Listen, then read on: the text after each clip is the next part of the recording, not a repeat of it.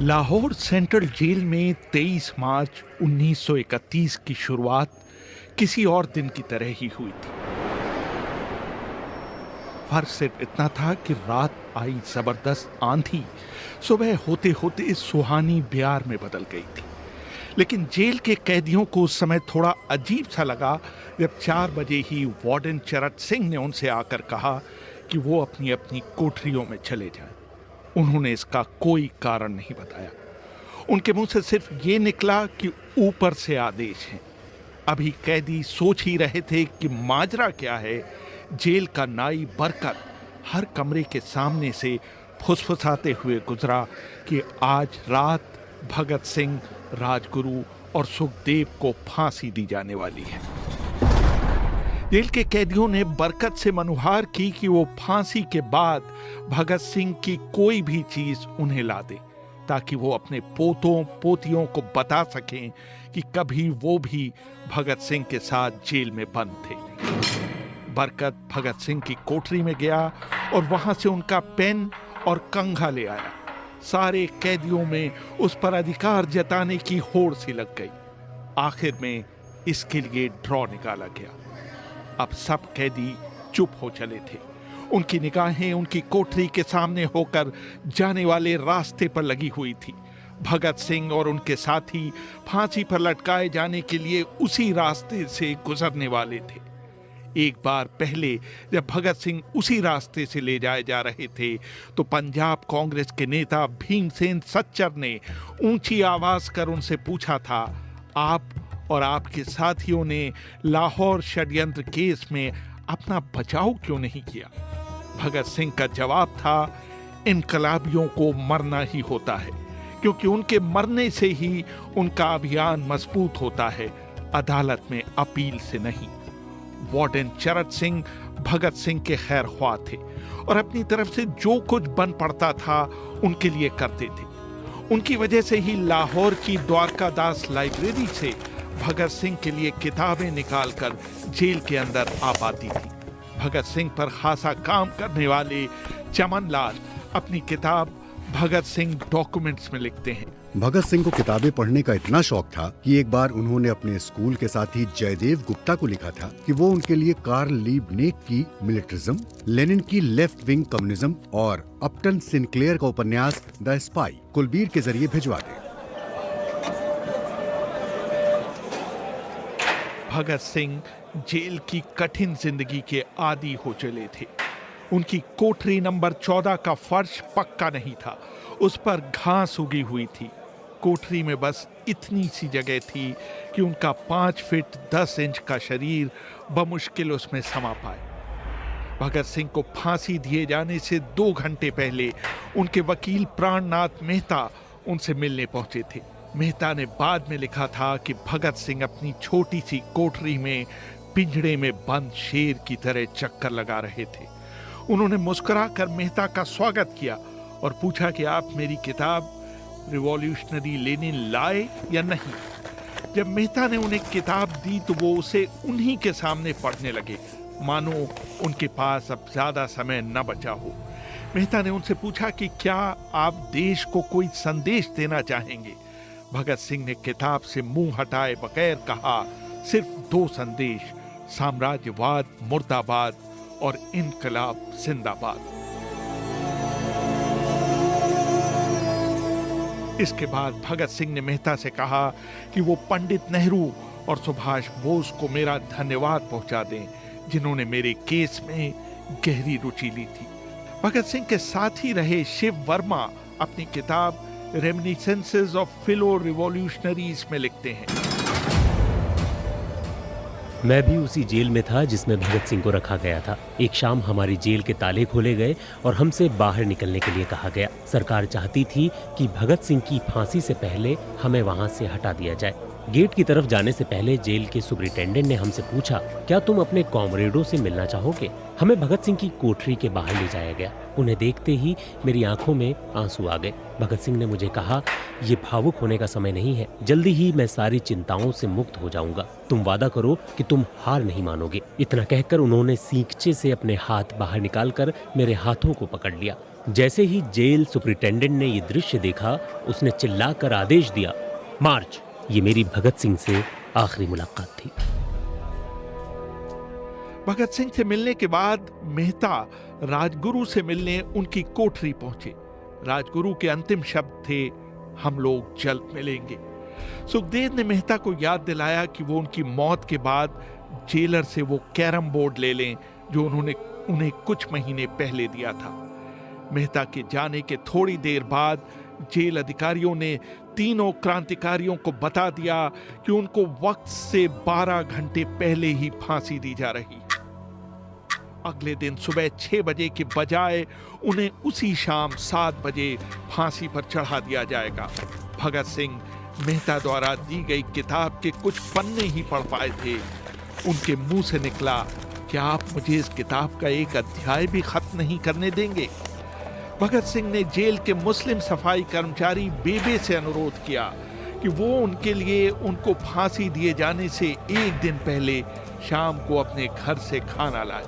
लेकिन बेबे भगत सिंह की ये इच्छा पूरी नहीं कर सके, क्योंकि भगत सिंह को 12 घंटे पहले फांसी देने का फैसला ले लिया गया और बेबे को जेल के गेट के अंदर घुसने ही नहीं दिया गया।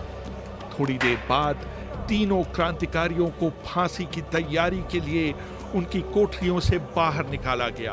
भगत सिंह, राजगुरु और सुखदेव ने अपने हाथ आपस में जोड़े और अपना प्रिय आजादी गीत गाने लगे। कभी वो दिन भी आएगा कि जब आजाद हम होंगे, ये अपनी ही जमीन होगी, ये अपना आसमां होगा। फिर इन तीनों का एक एक करके वजन लिया गया। सबके वजन पहले से बढ़ गए थे। इन सब से कहा गया कि अपना आखिरी स्नान करें। फिर उनको काले कपड़े पहनाए गए, लेकिन उनके चेहरे खुले रहने दिए गए। चरत सिंह ने भगत सिंह के कान में फुसफुसाकर कहा कि वाहेगुरु को याद करो।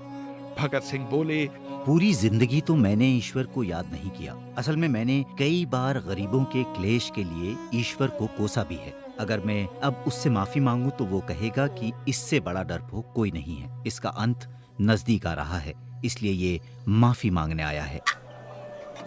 जैसे ही जेल की घड़ी ने 6 बजाए, कैदियों ने दूर से आती कुछ पद चापें सुनी।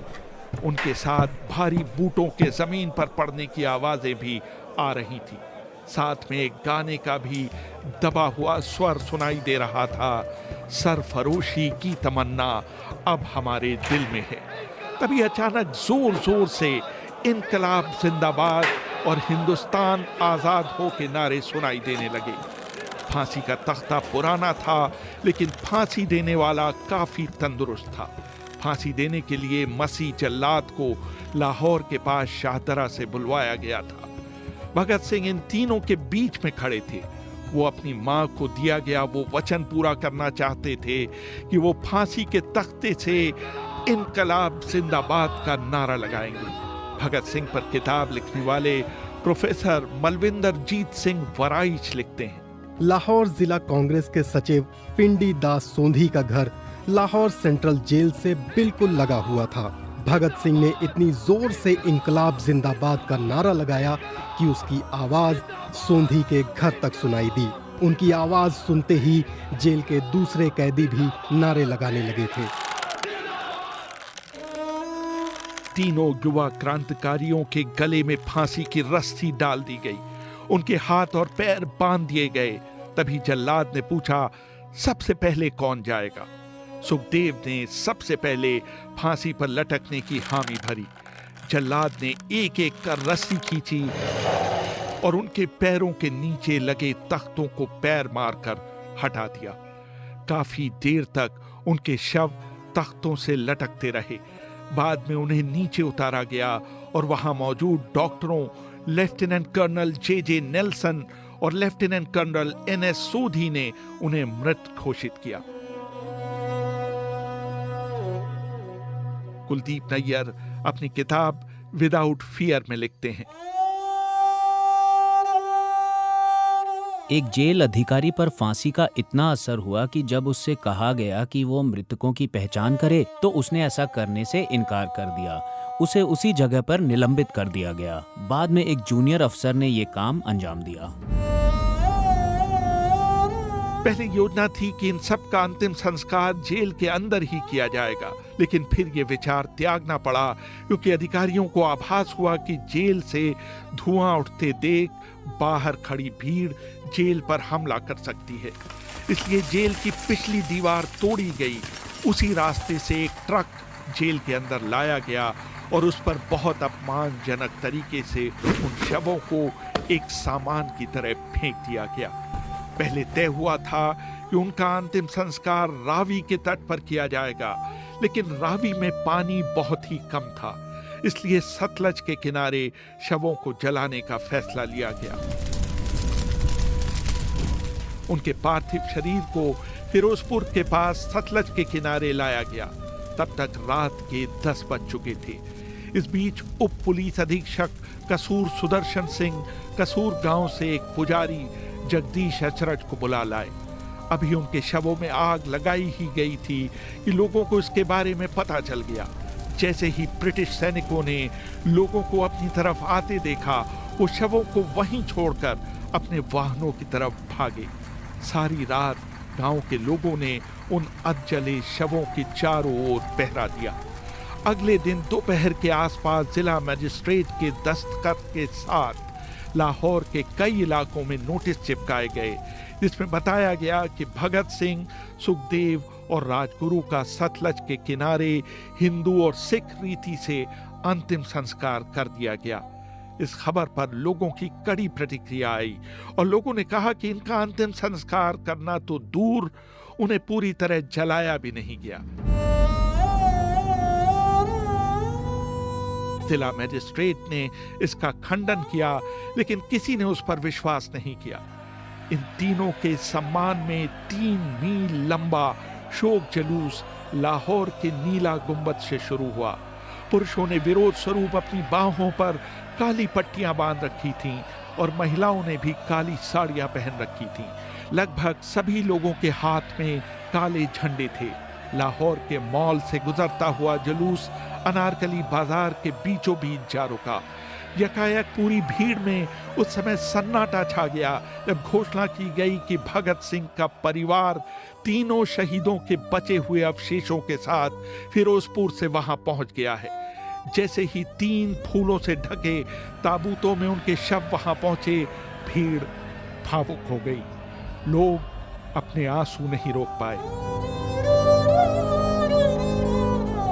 वहीं पर एक मशहूर अखबार के संपादक मौलाना जफर अली ने एक नज्म पढ़ी, जिसका लब्बो-लबाब था कि किस तरह इन शहीदों के अधजले शवों को खुले आसमान के नीचे जमीन पर छोड़ दिया गया।